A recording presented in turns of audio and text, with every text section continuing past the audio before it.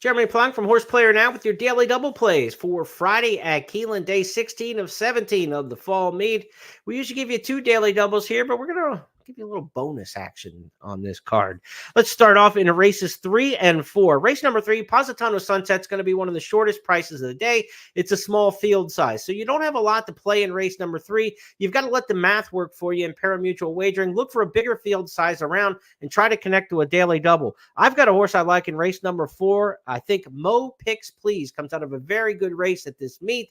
Mo Picks Please ran against a filly who was one of our best bets of the meet, gave her a tussle for most of the way before fading late. I think she's got a chance to be on the engine throughout. So it's a daily double from race 3, the kind of free bingo space, if you will, with the 1 Positano Sunset, to race number 4, the 7 Mo Picks Please. Daily double 1-7.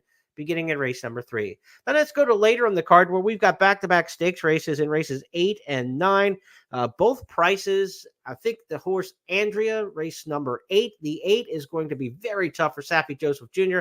off of 2 monster wins at Gulfstream Park. She looks like the real deal, not just a regional horse. I think she can really run, so I think she's got a chance here in the Myrtlewood Stakes at a fair number. She's 8-1 in the morning line, but there could be some scratches in that race that kind of adjust the lines on what we're expecting to get on horses. But anything 3-1 or more, I'd be in on her, and I'm going to take her in a double, race 8 to race 9. And race number 9, my top pick in there is number 11, Nice as Pie. She's a really good mover. She goes from the synthetic back to the turf. She ran well in the Penn Oaks.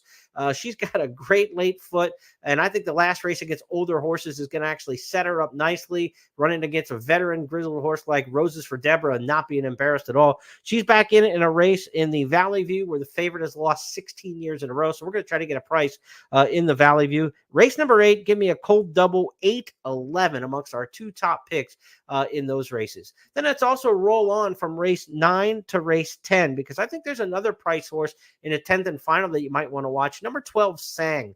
There's not a lot of sprint dirt speed in this race.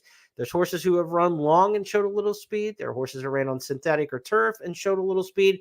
But there's only one horse in this race who can book it on the dirt in a sprint race, proven, and it's Sang from the outside. It's a great post position for this situation. I'm hoping Sophie Doyle just puts her on the engine and goes. So in race number 12, or race number 10, I want to get to the 12, Sang. So let's play a late daily double, 11-12 with Nicest Pie to Sang. That's our big double. And if you want to take a couple horses in the Valley View Stakes to the 12, that wouldn't be a bad play either, because if you can get that price to wrap things up, be a good daily double to wrap up the day. We'll be back tonight at 8:30 Eastern for the Keeneland Look Ahead podcast when we preview the final day of the 17-day meet coming up on Saturday. A reminder, on Saturday, mandatory payouts. We've got a couple stakes races, in fact, 3 of them.